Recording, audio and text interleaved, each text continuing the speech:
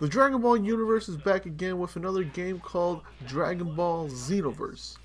At the helm of the Dragon Ball game is Dimps, the creator of the original Dragon Ball Z Budokai games. Dragon Ball Xenoverse is currently out on the PlayStation 4, PlayStation 3, Xbox One, Xbox 360, and the PC. In Dragon Ball Xenoverse, you take control of a time patroller who was summoned by the one and only Trunks the Time Traveler. Something or somebody is changing the Dragon Ball Z timeline, so it is your job to put it back in order. Upon starting up the game, you will get a choice on picking the 5 different races in the game. Humans, Saiyans, Frieza race, Namekins, and the Majin race makes up the 5 different races of the game, and each race has a positive and negative aspect to them. After choosing your race, you will get a chance to pick how your character will look from the head down. Your character can also be decked out the way you want him to look like, by letting you choose what type of clothing they can wear, picking your specials, and adding points to boost their stats after leveling up. Toki Toki City is the main city or hub of the game.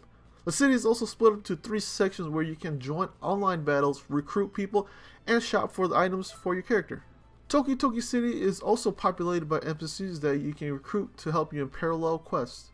The shops in the city contain items that you can use during battles, clothing and accessory shops for your characters, and a capsule mixing stations to make your items stronger. Gameplay wise, the game is a mixture of some of the older Dragon Ball games like Budokai Tenkaichi and the Battle for Z. You have full control of your characters in battles, which lets you fly around the map at your free will. Attacking is similar to fighting games, with buttons for punching, blocking, and energy attacks. Stringing your attacks together with normal attacks and super attacks is the way to be more efficient at causing damage. Your energy blasts are mapped to the R2 button by holding it down and pressing the face buttons, and your ultimates are mapped by holding the R2 and L2 buttons down and hitting the face buttons also. Stages usually consist of just one stage, but sometimes during quests, you will have to travel different stages by portals that opens up. Talking about quests, the game is made up of different types of objectives that you can take on. One, of course, is the main story missions, where you can run through the Dragon Ball Z timeline fixing it. Each era usually starts with a cutscene of the changes to the timeline, followed by the fight and some changes in the story to get to the final scene. All I can say is that it was a little weird seeing some of the scenes play out, just because I'm just so used to seeing it the way it is shown in the show. Other than running through the main missions, you can take on some parallel quests. In parallel quests, you are given objectives like clear out an area or defeat a certain group of Dragon Ball characters. Beating parallel quests will net you some Zenny, EXP, new attacks, clothing, or items like healing and ki regeneration.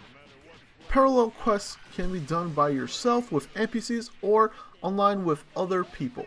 But just a little bit of warning, so far I haven't been able to log into the multiplayer servers yet, so it's a little bit frustrating right now, but hopefully it will be fixed in the near future. Some other modes that Dragon Ball Xenoverse comes with is an online and offline battles and of course tournament play.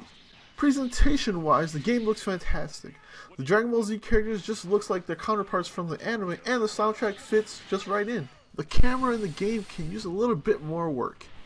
There were times when the camera would jank around like crazy, but most of the time it's pretty competent. The balance of the game is also another problem. It can be all over the place. There are times when I can take down a guy quick, and then there are times when bosses can knock me out in just a few hits.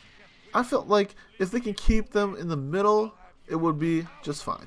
The greatest aspect of the game is the MMO type of gameplay it has. You can level up your characters and boost stats that fits your fighting style. So, if you want to be a melee type class and be up close, add more points to basic attacks and health. But, if you want to be more of a sit back and blast your enemy type of character, add more points to the ki and ki blast supers. Also, jumping online when it works is something special, mostly when trying to achieve a higher ranking in a parallel quest. Team play is a must, and reviving your down companions helps a lot. All in all, Dragon Ball Xenoverse is a great game for fans and a good game for newcomers. The fast action fighting fits the series, and the MMO-like gameplay helps prolong the game. Of course, if Devs does make another Xenoverse type game, hopefully they can fix some of the problems that plagues the game. In the end, I'm giving Dragon Ball Xenoverse for the PlayStation 4 a 7 out of 10. So, hopefully you guys enjoyed my review for Dragon Ball Xenoverse. Of course, I'm going to say something at the end, like I'm probably going to do for most of my reviews. Now, if I review a game, of course. Like I said, the game was fun. You know, I had fun playing the games. Of course, there were problems. Like, I can't really even get online sometimes. Sometimes I can get online and then I get kicked out right away. And then you do have problems like when you go to, you know, offline lobbies and then somehow they kick you out anyways. It doesn't make sense to me. They're trying to fix it so far, so it's been out about 2 weeks, a week maybe and a half, 2 weeks now, but hopefully they do fix it soon, because I do want to go in and play with, you know, other people, seeing other people run. I did see a little bit and then got kicked out right away. It was like 15 seconds only, and then you get kicked out of the city, and then it goes back to the main lobby, and then you have to pick single player or the single offline lobbies, and then it would just freeze. It would just, you know, load for a while, and then I would have to, you know, quit the game and come back in. So we do have problems with that. Like I said, the camera controls can be a little bit wonky at times.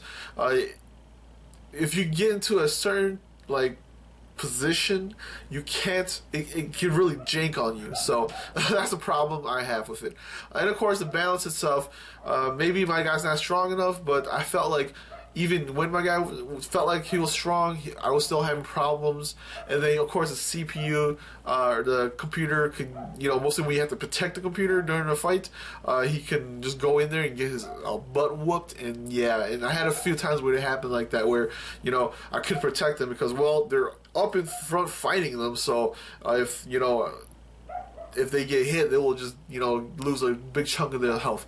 And of course, that's pretty much my only problem I have with the game so far, as far as I got into it. But like I said, there's nothing wrong with the game. I just felt like those were the problems with it. I do love, like I said, the MMO aspect of the game, where you have, like, you know, a certain type of class you want to play. You know, you want to be a up close type of class, or you want to be sit back.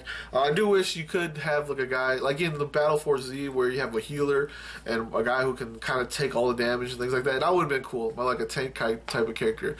That would have been cool. Maybe hopefully they add that into the next Dragon Ball game or whatever they're doing. Hopefully they get a chance at it. From what I look at, it looks like it's doing pretty good. So hopefully you know, they fix that out in, you know, the next Dragon Ball Xenoverse 2 or whatever, you know, they want to do it, whatever they want to call it. Hopefully they fix that. And like I said, I do enjoy the game. It's a good game for a Dragon Ball Z fan. I mean, we have some pretty good games lately. They're not really that great. I thought Battle for Z was a pretty good game. I don't remember what I gave that. I think I gave that pretty like an 8 or something, but if I was to go back and look at it, I probably would have given it a lower score than that. But for this one, I gave it a 7. I mean, it's a good score. I enjoyed it. It's above average for me, at least. It's a good game. There's really nothing flaws with it, unless you're going online and things like that. But that can be fixed over time. You can wait on the game. You know, if I'm a Dragon Ball Z fan, always will be, and always, you know, I've just been watching episodes over and over and over. And like I said, it's weird to see some of these scenes play out, because like there's a scene where Goku gets his butt whooped, and I'm like, that's not supposed to happen. And in my head, I'm just like, oh, this really bothers me. Oh, I'm just so, you know, used to seeing myself, you know, used to seeing this only one way of looking at things, but when they do it some other way, it kind of irks me a bit. I'm like, oh, I gotta hold in my anger, because I cannot see that happening. But like I said, hopefully you guys enjoyed the video, and hopefully I'll see everybody next time for my next video game review.